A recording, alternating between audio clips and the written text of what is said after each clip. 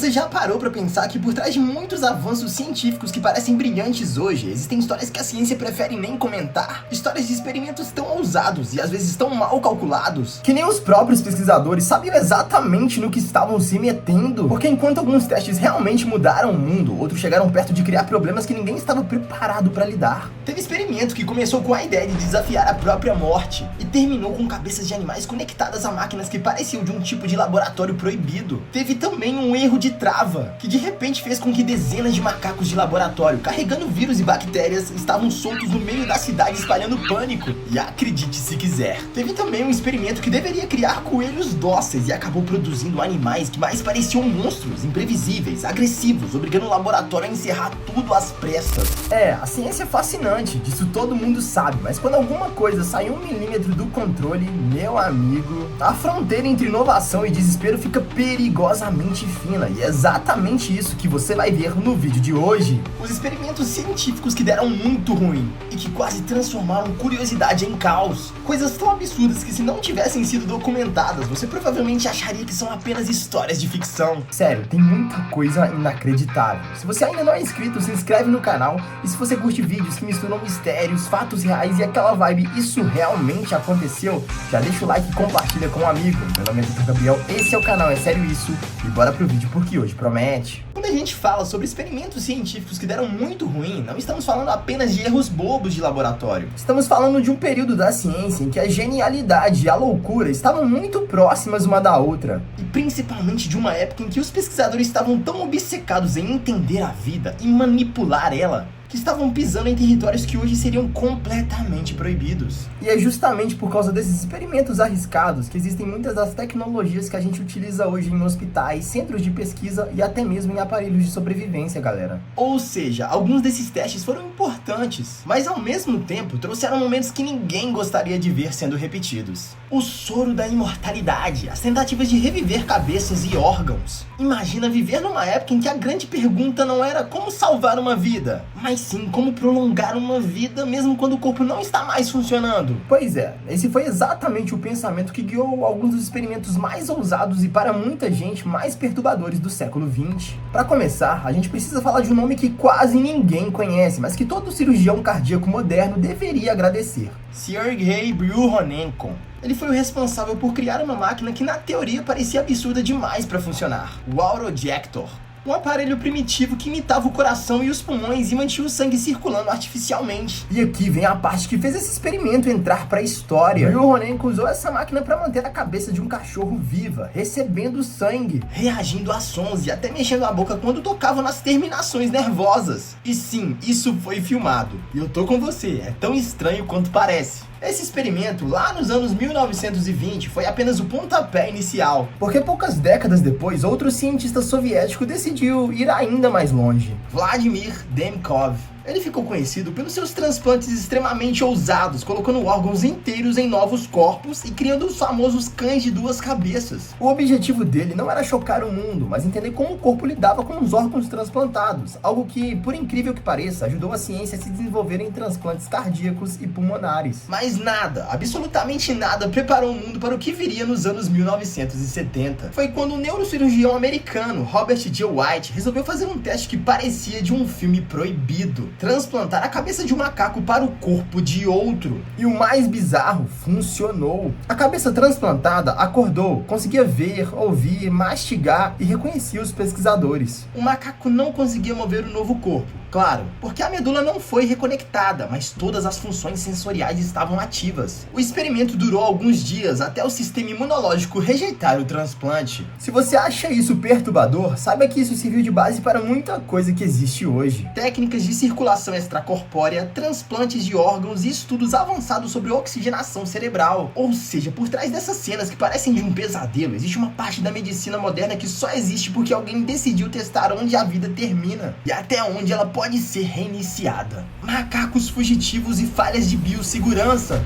Agora, entrando em um dos casos mais tensos e ao mesmo tempo menos comentados da ciência moderna, as fugas de macacos de laboratório. E aqui não estamos falando de 1 ou 2 animais que conseguiram escapar por uma janela aberta. Estamos falando de incidentes reais, documentados, que envolveram dezenas de primatas usados em pesquisas sensíveis, correndo soltos em áreas próximas de cidades, fazendas e rodovias movimentadas. E galera, a cena sempre começa do mesmo jeito. Um caminhão especializado no transporte desses animais seguindo viagem, caixas reforçadas presas com correntes e travas. Até que um detalhe mínimo, um erro humano, uma trava mal encaixada ou impacto inesperado vira um problemão. Um dos casos mais problemáticos aconteceu recentemente nos Estados Unidos, quando um caminhão que transportava primatas para o centro de pesquisa sofreu um acidente no trajeto. O impacto fez as caixas se abrirem e vários macacos simplesmente dispararam para a mata, assustados, desorientados e o pior, com substâncias de laboratório no organismo que podiam oferecer risco de contaminação.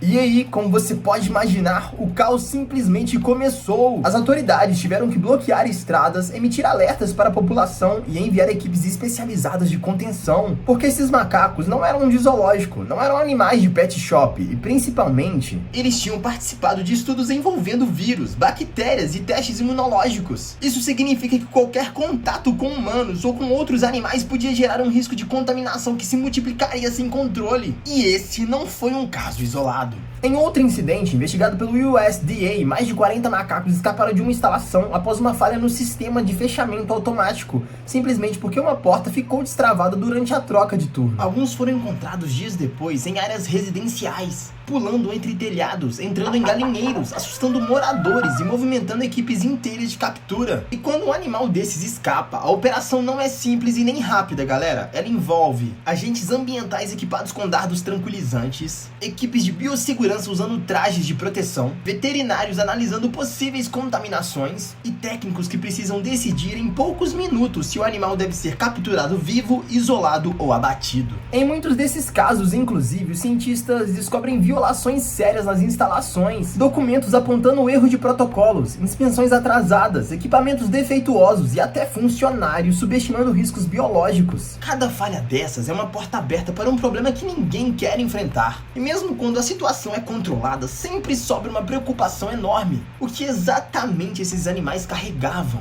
E existe a chance de algum vírus perigoso ter infectado os animais da região? As análises pós-incidente muitas vezes revelam que material de laboratório escapou junto com os animais, como luvas contaminadas, embalagens rasgadas e instrumentos descartados incorretamente. E aqui entra um ponto que pouca gente sabe, mas muda completamente a dimensão desses incidentes. Cada caso desse gera relatórios longos, investigações federais e até revisões nas leis de pesquisa com primatas, porque cada fuga é tratada como potencial risco biológico com impacto direto na saúde pública. Ou seja, um simples acidente de transporte pode virar uma operação de biossegurança completa. Helicópteros, equipes de campo, laboratórios analisando amostras e até notificações internacionais quando o local de destino envolve pesquisas de nível elevado. E isso tudo, claro, sem contar um elemento que sempre deixa essas histórias ainda mais tensas, galera. A dificuldade de se rastrear um primata que já está adaptado a fugir, a se esconder e a sobreviver na mata. Basta um único animal não encontrado para a preocupação continuar dias e às vezes semanas depois do incidente. O experimento dos coelhos inofensivos que virou um pesadelo. Olha só essa, porque esse aqui parece até ficção científica, mas aconteceu de verdade. Um laboratório decidiu criar uma nova linhagem de coelhos completamente dóceis. A ideia era simples: desenvolver animais tranquilos, fáceis de manejar e perfeitos para estudos de comportamento sem risco para pesquisadores. Em teoria parecia um experimento inofensivo. Em teoria, porque na prática tudo saiu do controle. Os cientistas começaram alterando níveis hormonais, mexendo em estímulos neurológicos e fazendo seleções genéticas para reduzir qualquer sinal de agressividade. Só que o que ninguém imaginava é que o cérebro desses animais reagiria do jeito mais inesperado possível. Em vez de ficarem mais calmos, eles ficaram instáveis, tipo muito instáveis. Os relatos internos descrevem coelhos que do nada entravam em estado de alerta extremo, como se estivessem vendo um predador invisível. Alguns roíam as próprias gaiolas com força suficiente para entortar o metal. Outros ficavam paralisados por minutos, com os olhos totalmente dilatados. E houve casos ainda mais tensos, ataques repentinos a pesquisadores, sem qualquer sinal prévio ou padrão de comportamento. Era como se os coelhos tivessem perdido o freio emocional, digamos assim. Uma simples aproximação, um som mais alto, uma mudança no ambiente, e eles reagiam de forma completamente imprevisível.